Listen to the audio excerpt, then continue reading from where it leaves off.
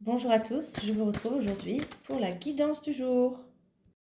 C'est le 12 décembre, on va voir un petit peu ce que disent les énergies. On sait qu'on sent un petit peu en ce moment une forme de lourdeur avec un énorme recentrage sur soi.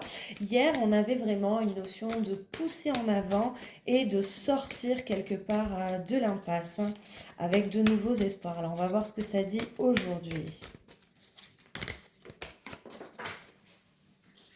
Alors, nous avons la carte fidèle. Ma force intérieure est plus solide que le doute. Peu importe la situation, je suis fidèle à ma pensée, fidèle à mon cœur, fidèle à ma volonté. Je suis fidèle aux besoins de mon âme, fidèle à ma réalisation et fidèle à Dieu, l'univers, la source, la vie, ce que vous voulez. J'ai confiance en moi et j'ai confiance en l'univers. Alors, on est toujours dans des énergies qui sont là pour nous redonner confiance, qui nous incite à traverser. Qui nous incite à traverser. Nous avons aussi je m'ouvre à l'univers, Dieu, la source, la vie, la nature, ce que vous voulez. Je découvre que je suis un être plein de qualité et de bonté. Je prends confiance en moi car je suis important. Je retrouve toute ma puissance, je m'accepte et je m'aime en totalité. Ainsi, je m'ouvre à la lumière divine de l'univers. Bon, on est exactement dans les mêmes énergies qu'hier, c'est normal, parce que les énergies, quand on les fait tous les jours, on peut voir une tendance, on peut voir comment est-ce que ça remue tous les jours. Donc là, c'est d'arriver à sortir de sa torpeur, de reprendre confiance en soi, de reprendre confiance en la vie, de reprendre confiance en l'univers. On va voir pour le reste. Allez. Ouais, c'est d'aller quelque part lâcher prise et se relever, la naissance d'Anaïs, renaître aussi. Donc il faut arriver à se bouger. Regardez, elle ferme les yeux, elle fait confiance et elle s'élève. Ouais, le vœu de la forêt et la balance de l'équilibre. Alors, il y a un appel entre ce qu'il y a au plus profond de nous-mêmes, d'accord?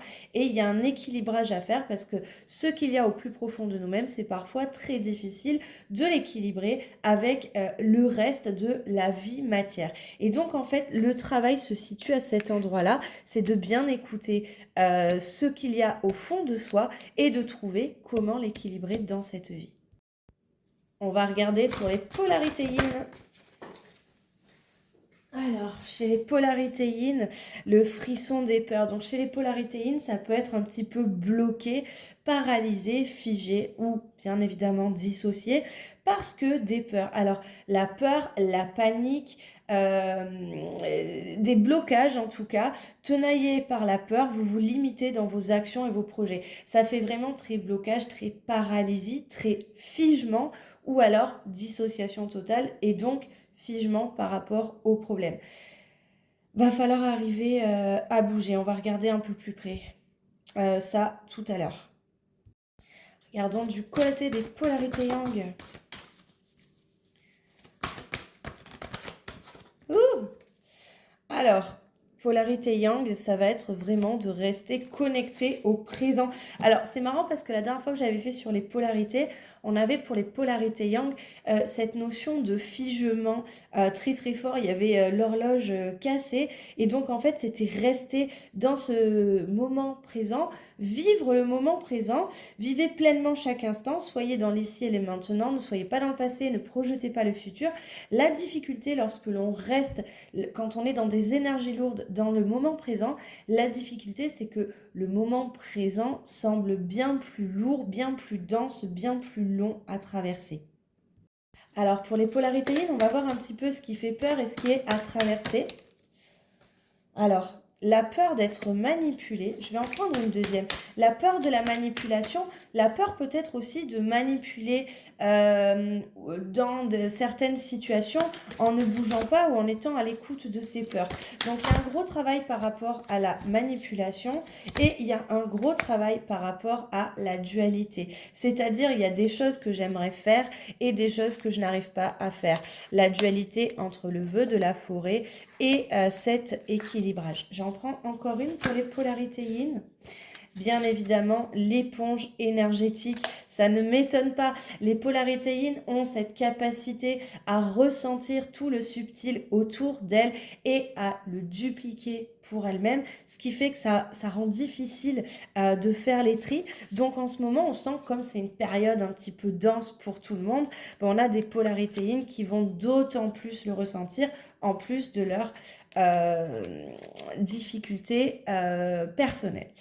Alors, on va prendre pour les polarités yang, les blocages avec ce moment présent.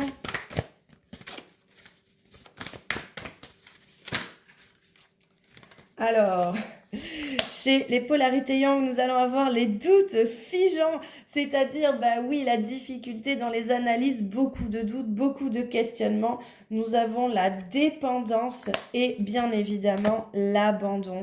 Donc, chez les yang, il peut y avoir un petit peu ce côté d'être perplexe parce que les doutes, parce qu'une sensation d'abandon, excusez-moi, dans ce moment qui semble vraiment figé et bien sûr, bah, voilà, la notion de dépendance, la dépendance aux autres, à l'autre, la dépendance peut-être aussi à des addictions, la dépendance à des situations, la dépendance ça peut être aussi, donc surtout en cette période, ça peut être aussi peut-être la sensation d'être totalement seul et abandonné, ce qui rendrait ça bien lourd effectivement.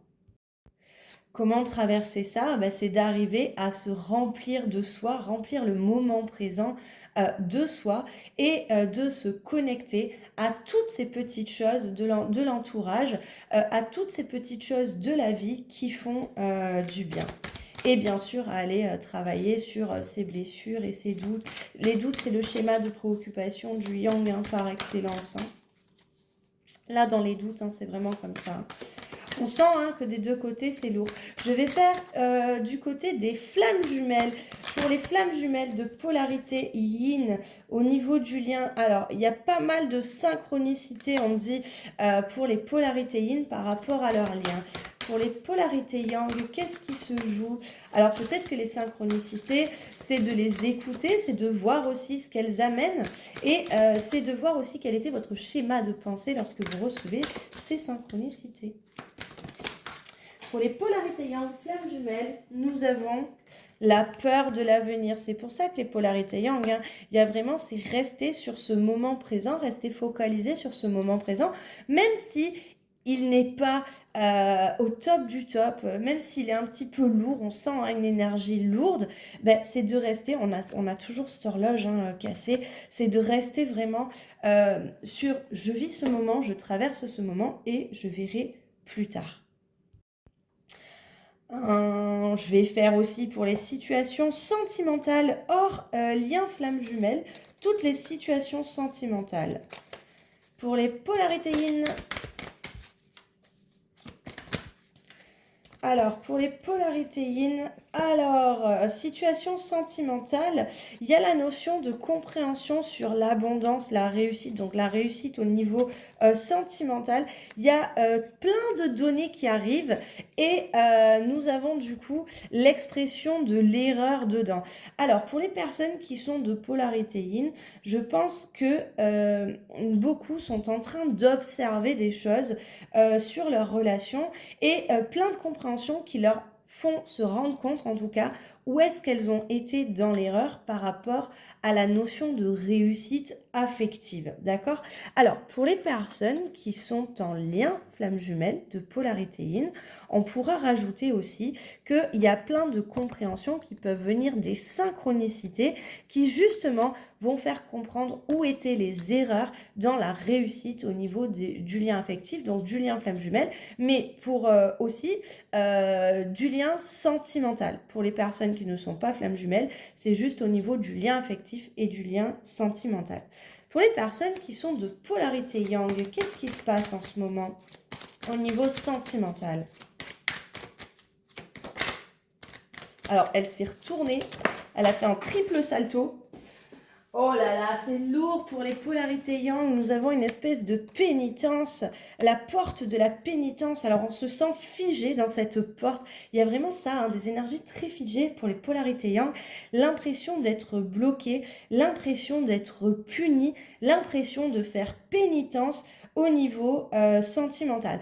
Possiblement aussi des yang qui ne s'autorisent pas à sortir de ça par peur, par rapport à leurs doutes figeants, par rapport à la peur de l'abandon, et donc forcément un blocage derrière cette porte. On voit hein, que c'est bloqué des deux côtés pour tout le monde, hein. C'est vraiment pas des énergies dingo. Hein. Alors, un conseil pour les polarités yin, pour finir cette guidance. Un conseil pour les polarités yin. Oh ben j'en ai deux. Dites donc. Alors, nous avons le rythme intérieur. Ton organisation est le socle de ton bien-être. Planifie des activités. Dresse des listes pour te libérer de la charge mentale. Alterne travail, plaisir et repos. Le respect de ton rythme intérieur est la clé de ton équilibre et de ta productivité. Alors moi, ce que je vous propose aussi, c'est au-delà de faire des listes, c'est de faire des listes et de réaliser une activité au moins sur cette liste. Parce qu'on sent par exemple chez les polarités yin, envie de faire beaucoup de choses parfois et en fait être bloqué parce qu'il y en a trop. Et donc en fait, effectivement, respectez votre rythme intérieur, c'est-à-dire vous avez envie de faire beaucoup de choses, mais vous n'allez en faire que ce que vous êtes capable humainement de faire aujourd'hui et c'est absolument ok. Et c'est là où vous allez sortir de cette alternance du vide absolu où vous faites absolument rien et où vous êtes déconnecté de tout et ce moment où vous allez vous charger d'absolument tout et que tout soit parfait, vous allez être hyper productif. En fait, c'est de trouver un équilibre entre les deux. Et on a le descendant, l'union sacrée, cultive des relations harmonieuses, gratifiantes et respectueuses de toi comme d'autrui. Apprends à poser des limites saines afin de préserver ton espace intérieur et d'apprécier pleinement ces moments à deux. Et là, je reviens à la carte de l'humiliation que nous avions tout à l'heure. Et clairement, de la manipulation, j'ai un doute sur ce que j'ai dit. Je ne sais pas si j'ai pas dit humiliation. Dans ce cas-là, ça serait un lapsus révélateur. Donc, nous allons prendre la manipulation et l'humiliation, du coup. En tout cas, voilà. Donc, je reprends cette carte de la manipulation que nous avions tout à l'heure, où quelque part, pour la polarité yin, il y a un travail à faire sur ces relations, sur la notion aussi peut-être de manipulation dans les relations, quelles qu'elles soient, mais aussi, du coup, puisqu'il y a eu cette espèce de petit couac, au niveau de la notion d'humiliation. C'est de savoir trouver un équilibre, puisque ça, c'était quelque chose qui était dans les énergies générales avec le vœu de la forêt, trouver l'équilibre, mais c'est aussi de savoir poser des limites, de se respecter et aussi de pouvoir se préserver. Ce n'est pas ok qu'on ne préserve pas votre espace intérieur. Donc il y a vraiment quelque chose qui se joue là-dessus, un rééquilibrage aussi au niveau de vos relations, qu'importe soit-elle. Bien évidemment, on ne va pas éradiquer tout le monde non plus, hein. Poser des limites, ça se fait dans le respect de soi et des autres. On va poser les limites pour soi, on va apprendre à préserver son intérieur et sans pour autant massacrer hein, les personnes en face ou les rejeter totalement, d'accord? On peut aussi préserver leurs limites à elles. Et donc, c'est ici que va se trouver l'équilibre. Le conseil pour les polarités yang.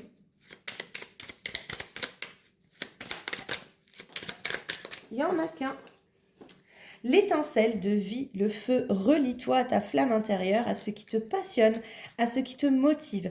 En consacrant du temps à ce qui fait vibrer ton cœur, tu t'engages sur le chemin d'une vie alignée et pleine de sens. Ce moment présent, il est peut-être lourd, justement, les polarités yang, parce que vous n'êtes pas connecté à cette flamme intérieure et parce que vous ne vous connectez pas à ces moments de joie, vous ne vous connectez pas à ce qui vous passionne, ni à ce qui vous fait vibrer. Et donc, le temps vous paraît aussi d'autant plus long, l'horloge d'autant plus cassée. J'espère que cette guidance vous aura parlé. Bien évidemment, c'est une guidance collective.